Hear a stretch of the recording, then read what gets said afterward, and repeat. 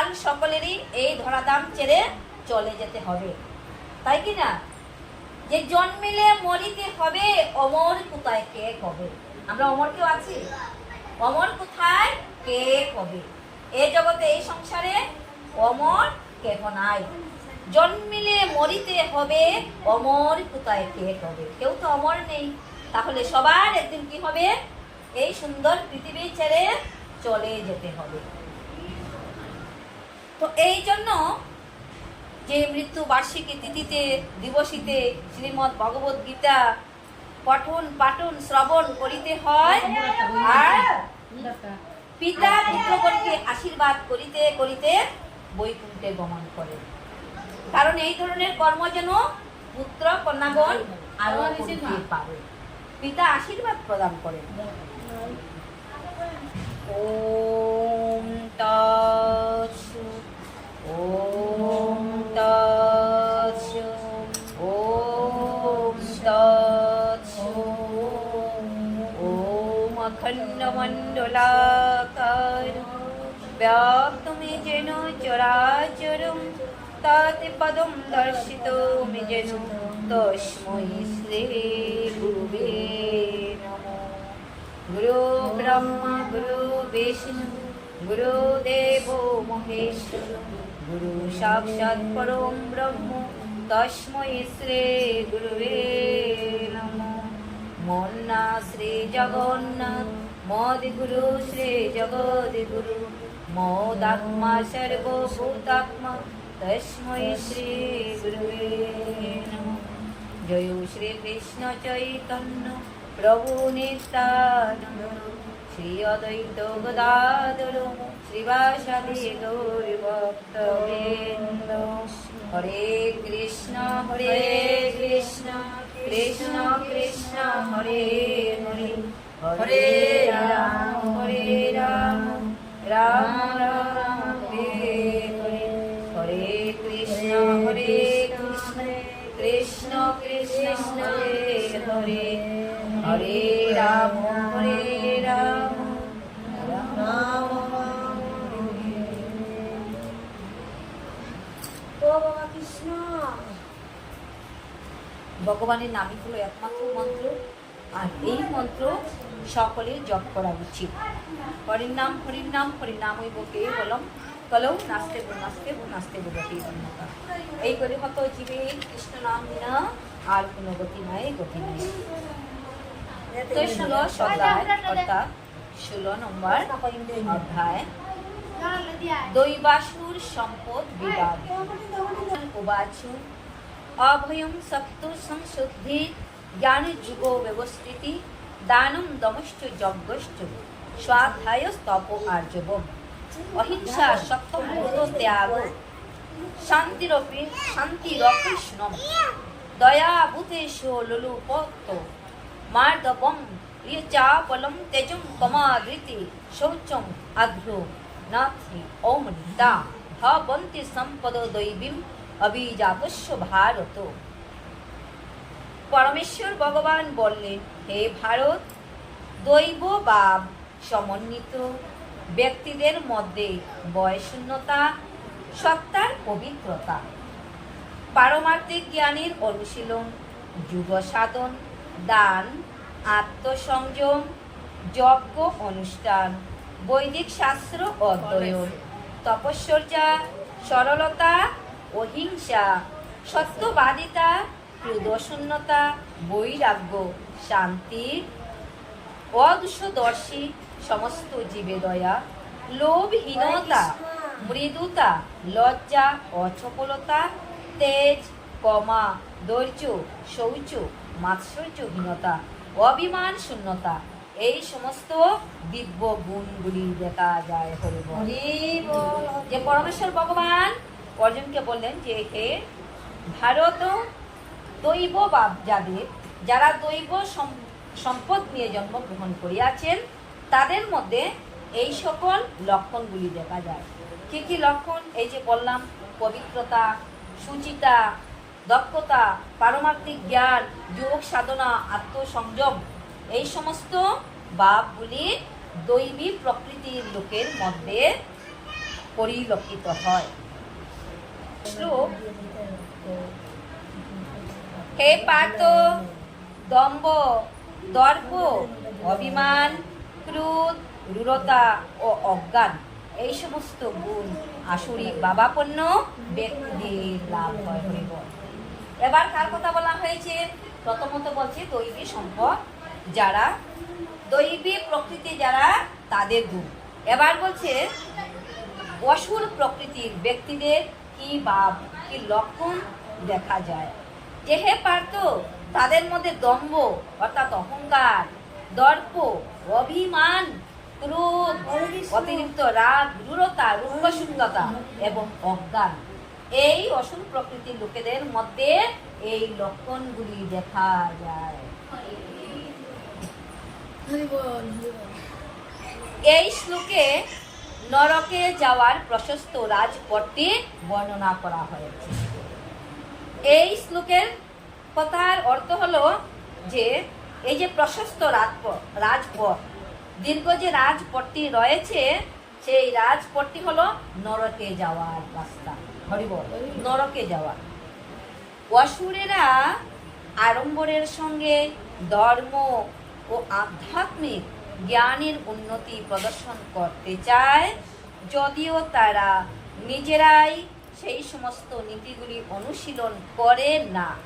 তারা সর্বদা কোনো বিশেষ ধরনের শিক্ষা অথবা অদ্যতিক সম্পদের গর্বে, অতিরিক্ত সম্পদের গর্বে, অহংকারে তারা কি হয়? অত্যধিক সম্পদের গর্বে তারা গর্বিত হয়, অহংকারে পতিত হয়। তারা চায় সকলেই তাদের পূজা করুক। হরিবল। তারা কি চায়? যে আমার বিশাল অট্টালিকা আছে, বিশাল সম্পত্তি আছে, আমার চাইতে বড় আর কে আছে? তাহলে আমি রাজা আর সবাই আমার বৃদ্ধ, সবাই আমার সেবা করে। আমি বড়, সবচেয়ে বড় কৌনকে? আমার চাইতে বড় আর কে আছে? তারা কি চায়? তারা চায় সকলেই আমার পূজা করুক এবং সেই উদ্দেশ্যে তারা সব সময় সকলের কাছে সম্মান দাবি করে, যদিও সম্মান পাওয়ার কোনো যোগ্যতাই তাদের নেই, তথাপিও সম্মান পাওয়ার দাবি করে। খুব তুচ্ছ ব্যাপারে তারা অত্যন্ত ক্রুদ্ধ হয়। সামান্য কোনো কিছুর বিষয়ে তারা কি হয়? অত্যধিকভাবে রেগে যায়। তাহলে রাগ কি? রাগ হলো আমাদের পরম শত্রু। কাম, ক্রোধ, লোভ, ভয়, মোহ, এইগুলি হলো আমাদের পরম শত্রু। কাম, ক্রোধ, যদি কাম, ক্রোধ, লোভ আমরা কোনোটাই পরিত্যাগ করতাম পারলাম না, তাহলে আমরা আবার কি করে দৈবিক প্রকৃতির লোকেদের মধ্যে পড়ব কি? কখনোই পড়ব না। কারণ আমাদের মনের ভিতরে এখন লোভই চাটতে পারলাম না, লালসাই চাটতে পারলাম না, তাহলে আমি আবার কোথা থেকে দৈব প্রকৃতির লোক হলাম? কারণ আমার ভিতরে লোভ রয়েছে, প্রচুর লোভ রয়েছে। তাহলে আমি কি দৈব প্রকৃতির লোক হতে পারবো? গীতায় তো বলেনি, গীতায় বলছে যে যাদের অতিরিক্ত লোভ, লালসা, অভিমান, ক্রোধ, রূঢ়তা, অজ্ঞানতা, তারা হচ্ছে অসুর প্রকৃতির লোক। তো যাই হোক, এখানে বলছে যে তারা দাবি করে, তাদের কোনো যোগ্যতাই নেই সেই সম্মান পাবার। তুচ্ছ ব্যাপারে তারা রূঢ়ভাবে, রুক্কাসুক্কাভাবে কথা বলে অন্যের হৃদয়ে আঘাত দেয়। তাদের মধ্যে কোনো প্রকার নম্রতা নেই, ভদ্রতা নেই। হরিবল। মনটাকে কখনো তারা কি করে না? কোমল করে না। নম্রতা নেই এবং ভদ্রতা নেই।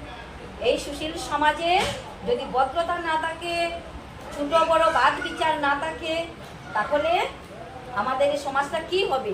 ভদ্র থেকে অভদ্র সমাজে পরিণত হবে। তো এখানে তাদের মধ্যে বলছে কি কোনো নম্রতা নেই, কোনো ভদ্রতা নেই। তারা জানে না তাদের কি করা উচিত এবং কি করা উচিত নয়।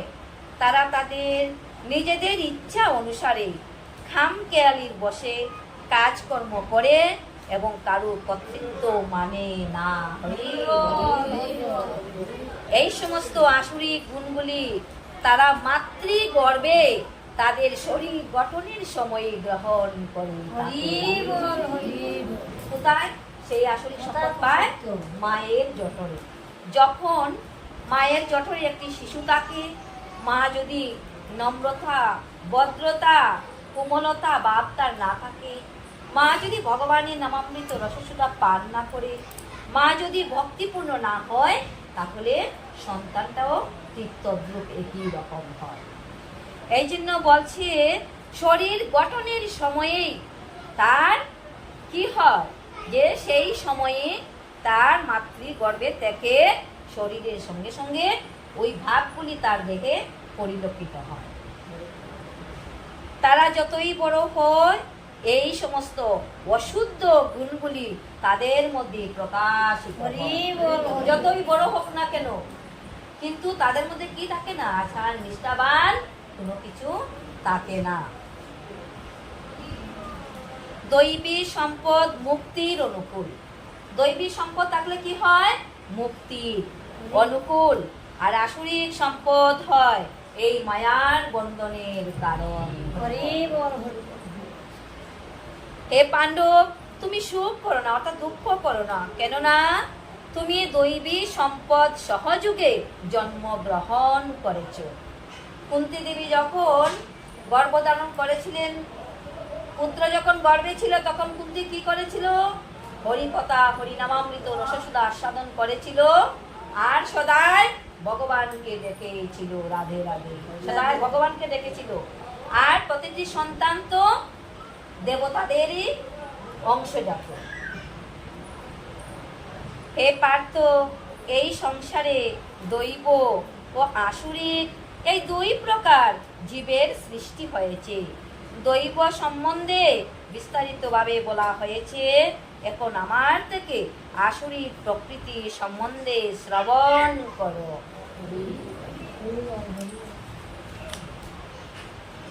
আসুরিক স্বভাব বিশিষ্ট ব্যক্তিরা ধর্ম বিষয়ে প্রবৃত্ত এবং অধর্ম বিষয় থেকে নিবৃত্ত হতে জানে না। তাদের মধ্যে শৌচতা নেই, শুচিতা নেই। শুচি কোন বস্তু তারা বুঝে না, জানে না। সদাচার নেই, কোনো সদাচার নেই, সৎ আচার নেই।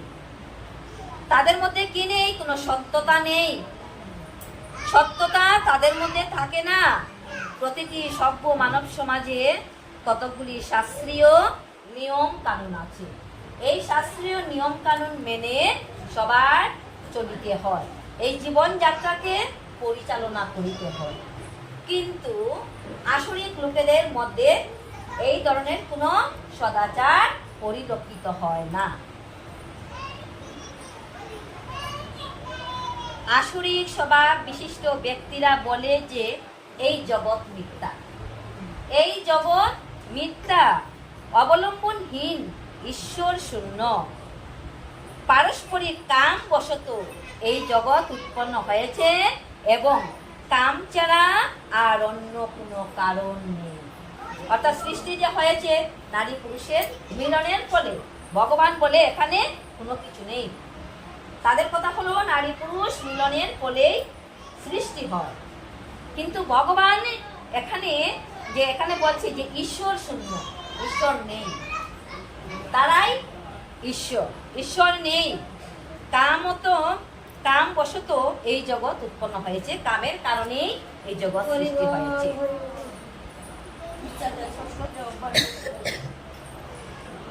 আমরা যে শাস্ত্র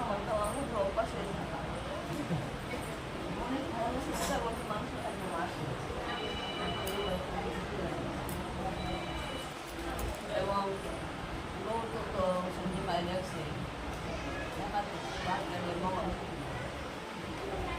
একাদশীতে অন্নগ্রহণ করলে একটা গাভীর শরীরে যত রুম আছে, একটা গাভীর দেখে যত রুম আছে, সেই তত বৎসর সেই বাদে থাকতে হয়। কিন্তু আমরা পারি না, থাকতে হয়। কিন্তু আমরা ওই এর আগে তো আমরা সারা জীবন করছিও না। এই প্রকার সিদ্ধান্ত অবলম্বন করে আত্মতত্ত্ব জ্ঞানহীন অল্প বুদ্ধি সম্পন্ন উগ্র কর্মা এবং অনিষ্টকারী অসুরেরা জগৎ ধ্বংসকারী কার্যে প্রভাব বিস্তার করে। অসুরেরা কি করে? আত্মতত্ত্ব জ্ঞানহীন, তাদের আত্মতত্ত্ব সম্পর্কে কোনো জ্ঞান নেই, জ্ঞান শূন্য, অল্প বুদ্ধি সম্পন্ন। আচ্ছা ঠিক আছে।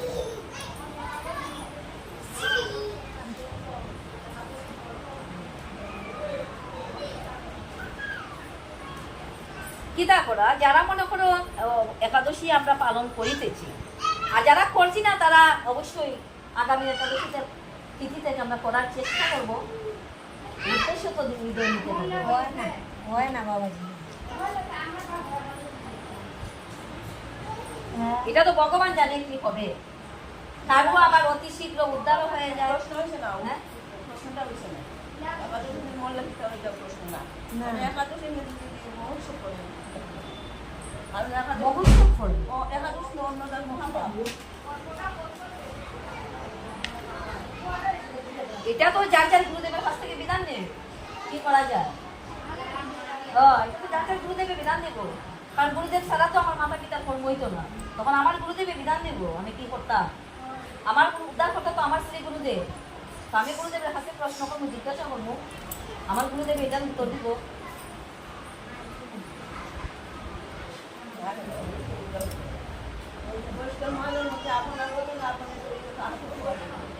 বুঝছি, আমার তো গুরু তো আমার গুরু যদি না থাকে তাই কি আমি পথ আমার কে দেখাবো? পথ রাস্তা দেখাবো তো গুরুদেব, তারপরে না বোঝো অথচ পথ তো দেখাইবো গুরুদেব। গুরু তো দেখাই যদি এটা তো হইলো আমার গুরু হইলো শাস্ত্রগত কথা। প্রকার সিদ্ধান্ত অবলম্বন করে আত্মতত্ত্ব জ্ঞানহীন অল্প বুদ্ধি সম্পন্ন উগ্র কর্মা অনিষ্টকারী অসুরেরা জগৎ ধ্বংসকারী কার্যে প্রভাব বিস্তার করে।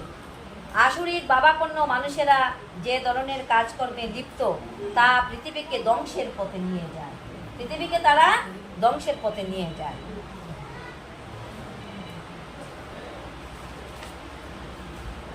আসুরিক ব্যক্তিগণ দুষ্পূরণীয় কামকে আশ্রয় করে দম্ভ ও মানের দ্বারা মদমত্ত হয়ে অসুচি কার্যে ব্রতী হয় এবং মোহবশত অসৎ বিষয়ে প্রবৃত্ত হয়। রাধে রাধে। এখানে কি বলছে? অসৎ শব্দের অর্থ গীতায় কি? অস্থায়ী। আসৎ বলতে স্থায়ী। আসুরিক ব্যক্তিগণ দুষ্পূরণীয় কামকে আশ্রয় করে দম্ভ মানের দ্বারা মদমত্ত হয়ে অসুচি কার্যে তারা ব্রতী হয়, অসুচি কর্ম করে, মোহবশত মিছা মায়া বশত অসৎ বিষয়ে প্রবৃত্ত করে। অপরিসীম দুশ্চিন্তার আশ্রয় গ্রহণ করে মৃত্যুকাল পর্যন্ত ইন্দ্রিয় সুখ ভোগকেই তারা তাদের জীবনের চরম উদ্দেশ্য বলে মনে করে। রাধে রাধে। আমাদের জীবনের চরম উদ্দেশ্য কি? আমাদের জীবনের এই দুর্লভ মানব জন্ম পাওয়ার চরম উদ্দেশ্যটা হলো আমাদের পরম পিতার সঙ্গে কি করা? পরম পিতার সন্নিকটে যাওয়া, পরম পিতাকে অন্তিমে পাওয়া। কিন্তু এইভাবে যদি আমরা অসুরের মতো এই মন এবং ইন্দ্রিয় সুখ বুকে জীবনের পরম লক্ষ্য হিসাবে আমরা ধরে নেই, তাহলে আমাদের অবশেষে কি হবে? অবশেষে উপায় কি হবে? কৃষ্ণ নামে তো আমার মতি নেই, আমার গতি কি হবে? রাধে রাধে। চরম লক্ষ্য ও মৃত্যু পর্যন্ত তারা এই ভাব দ্বারাই পোষণ করে চলে। তারা জন্মান্তরে বিশ্বাস করে না এবং কর্ম অনুসারে জীব যে এই জগতে ভিন্ন ভিন্ন রকমের দেহ প্রাপ্ত হয় তারা বিশ্বাস করে না। প্রেম সে কহ ভগবান কৃষ্ণ চন্দ্র কে যাই হোক, আলোচনা যখন নমো ভগবতে বাসুদেবায়, ওম নমো ভগবতে বাসুদেবায়, ওম শ্রী শ্রী পরমাত্মনে নমো নমঃ, ওম শ্রী শ্রী পরমাত্মনে নমো নমঃ। কত শ্রীমদ্ ভগবত গীতার গুহ্য নাম, এই 18টি গুহ্য নাম আমরা সকল ভক্তগণ আপন আপন কণ্ঠে উচ্চারণ করব। গঙ্গা, গীতা, সাবিত্রী, সীতা, সত্তা, পতিব্রতা, ব্রহ্মাবলী, ব্রহ্মবিদ্যা, ত্রিসন্ধ্যা ব্রহ্মবলী গেহিনী অর্ধমাত্রা চিদানন্দা ভবগ্নি ভ্রান্তি নাশিনী বেদত্রয়ী পরানন্দা তত্ত্বার্থ জ্ঞান অর্ধমাত্রা হরে কৃষ্ণ হরে কৃষ্ণ কৃষ্ণ কৃষ্ণ হরে হরে হরে রাম হরে রাম হরে কৃষ্ণ হরে